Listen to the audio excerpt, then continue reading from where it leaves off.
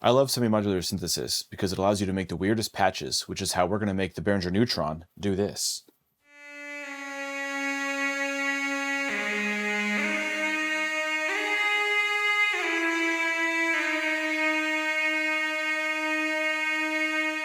So this is the Behringer Neutron, and the first thing you might notice is that mine isn't red and has a different overlay than the stock Neutron. And that's because of this great overlay I have here by Oversynth. They actually offer these overlays in a few different colors, including black, and also this multicolored one, which looks similar to a Grandmother by Moog. I'll put the link for these overlays in the description, but what drew me to these great overlays is that they show all kinds of brilliant programming shortcuts to the Neutron that for some reason Behringer has chosen to make secret unless you've memorized every single feature from the manual. Having this overlay just makes it way easier to explore patches that otherwise would be very hard without the manual in hand, and that's why I really love these overlays. It was through this exploration that I also ended up making that patch you heard at the beginning of the video, which makes a sort of Dune soundscape, and these labels will be super helpful later in the video. But let's remove all this for now, and we'll talk more about this. So here we just have this really simple patch, which is only using oscillator 2.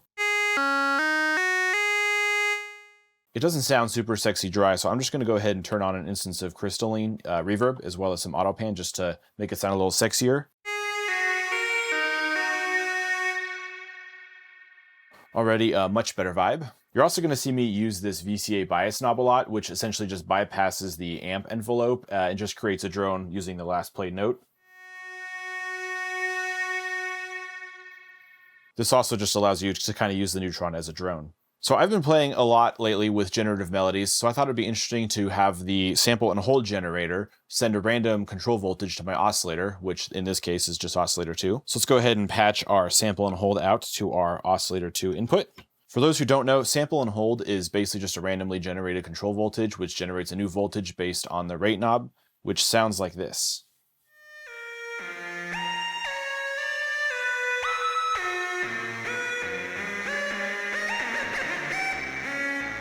Now, since this is a random voltage, it's generating notes that are completely out of tune with one another, which isn't really super useful musically. So this is where I had a weird idea to apply pitch correction software to the output signal so it corrects the notes to be within scale. So let's turn on an instance of Waves Tune Real Time.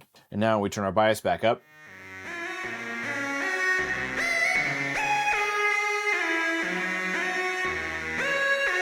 Now all the notes are playing in a G sharp minor. This is already much better, and now we have notes being generated in key. However, the range between high and low notes is far too drastic for my taste, so we're going to attenuate the signal, which will limit how high or low the sample and hold generator will shift our signal from the bass note. So we're going to send our sample and hold into attenuator 1 input, and then we're going to take the output of attenuator 1 and send that to our oscillator 2. So now this attenuator knob will open and close the range. So at fully open, the signal really is not attenuated at all. And with all the way down, it's very much so attenuated. So when it's all the way down, it's not going to change notes because it's pretty much off. And as you turn it up, it's going to increase the max range the notes travel, with the attenuator all the way up being very high, very low notes. But we want it to be attenuated, so we'll turn it to about here. Already this is sounding much more musical. However, I don't want the sample and hold clock running freely based on this rate knob, but I would rather control it based on some type of trigger, and this is where this Oversynth overlay is going to really be coming in handy. So you can see down here in the bottom right, we have this assign output, which is in green. All color text on this overlay correlates to text of similar colors. So if we want to control our assignable parameter, we just look for the text with that same color, which if we look at the top of our LFO section, we see the green text labeled assign out. To set the assign out, we have to activate the program button. So we find the hold button, which is also green, which in this case is our oscillator sync. So we hold that down. You'll see the green hold next to that. When we hold that down, you'll see some interface elements now have changed and started flashing. One of these is the LFO section, which flashes around the LFO wave type knob. You'll see that around that knob is green text, which correlates to our assign out. So you can adjust the assign out by pressing these flashing range buttons up and down. In this case, I want to use my mod wheel to be the assign out. So we'll just scroll to that and then turn off this mode by holding down the hold button again. Okay, so now even though we've set the mod wheel to assign out, nothing will happen until we patch this to one of our inputs. So let's go ahead and take that mod wheel assign out and send it to the sample and hold clock input. Now you see right now the sample and hold, this light here is the rate knob for the sample and hold, so it flashes every time a new CV is generated. But when I plug this into the clock, you're going to see that that turns off.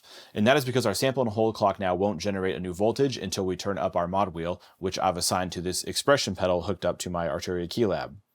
So when it's on, you'll see the light turns on, it generates new voltage. Now the note won't change until the Neutron receives a positive MIDI signal. So let's go ahead and turn our drone back on.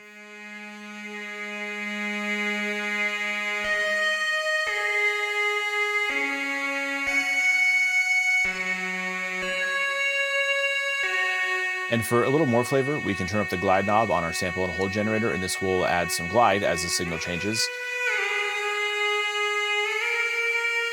This gives us a more exotic sound and kind of some more expression, as it sounds like somebody's actually sliding the notes up and down, which also lends a hand to the Dune vibe.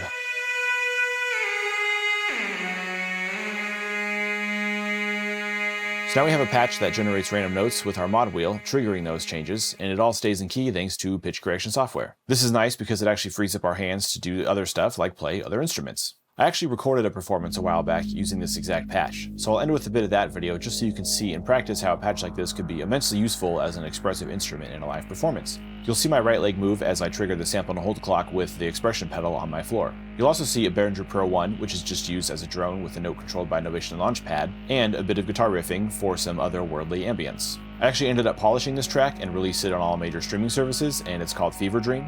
I'll link to it below if you want to listen to the full track. And if you enjoyed this type of content, let me know by leaving a comment below and pressing that like button so others can see it too. Enjoy the music.